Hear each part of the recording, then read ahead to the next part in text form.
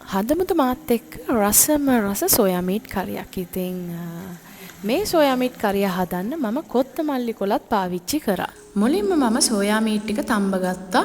ඊගාවට කරපිංචා, කොත්තමල්ලි කොළ, ඉඟුරු සුදු ලූණු, ලූණු වගේම අමු මිරිසුයි සියඹල කෑල්ලකුයි තමයි ගත්තේ. ඉතින් ඊගාවට මම භාජනයේ ලිපේ තියලා ඒකට පොල් තෙල් ටිකක් එකතු කරගත්තා. පොල් තෙල් ටික රත් වෙනකොට කරදබුංගුයි කරාබු නැටි ටිකකුයි ඊගාවට උළුහාල් තේ හැඳි කාලකුයි සූදුරු තේ හැඳි කාලකුයි අබ ඇට තේ හැඳි කාලකුයි ඒ රත් වෙච්ච තෙල් එකට මම එකතු කරා.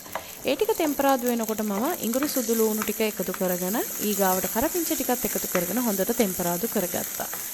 ඒ ටික ටෙම්පරාදු වෙන අතරේ මම මේකට එකතු කරගත්ත මම කපලා තියාගත්ත ලූණු ටික. මෙතන ලූණු ගෙඩියක් තියෙනවා. ලූණු ටිකත් එකතු කරගෙන හොඳට කලවම් කරලා කළු කුඩු තේ හැඳකුයි මිරිස් කුඩු තේ හැඳි එකමාරකුයි ගම් මිරිස් කුඩු තේ හැඳි භාගෙකුයි 3-5 තේ හැඳි එකකුයි කහ කුඩු යාන්තම් මේ වගේ එකතු කරගෙන හොඳට ඒක ටෙම්පරාදු වුණාට පස්සේ මම සෝයා මීට් එකේ පැකට් එකෙන් චුට්ටක් එකතු කරගත්තා. වෙනදට නම් මම එකතු කරගන්නේ නැහැ. ඒ වුණාට අද මට හිතුණා එකතු කරගන්න.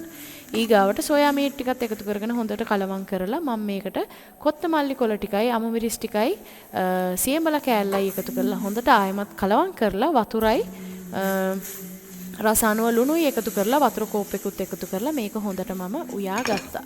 විනාඩි 10ක් විතර මේක උයාගෙන යනකොට මට හිතුණා තව වතුර ටිකක් මේකට එකතු කරොත් හොඳයි කියලා.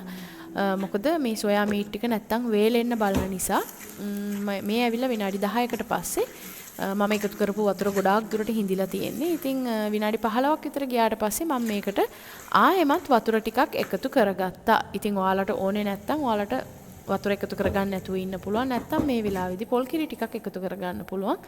මේ වගේ ආයෙමත් වතුර ටිකක් එකතු කරගෙන හොඳට විනාඩි 20ක් විතර උයා ගත්තට පස්සේ ලිපෙන් අයින් කරන්න කලින් මම මේ වගේ තක්කාලි සෝස් ටිකක් එකතු කරගත්තා.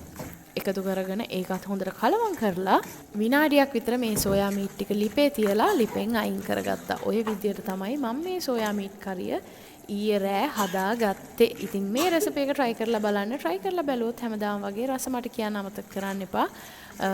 වීඩියෝ එක බලපු ඔයාලට ගොඩාක් ස්තුතියි. සෝයා මීට් වල මේ වතුර ගතිය තව ටිකක් අඩු වෙනවා මේ භාජනයේ රසනේ නිසා. ඉතින් අනිවාර්යෙන් රෙසිපි එක try කරලා බලන්න. මම එහෙනම් ගිහින් එන්නම්. ඔයාලා හැමෝටම සුබ දවසක්.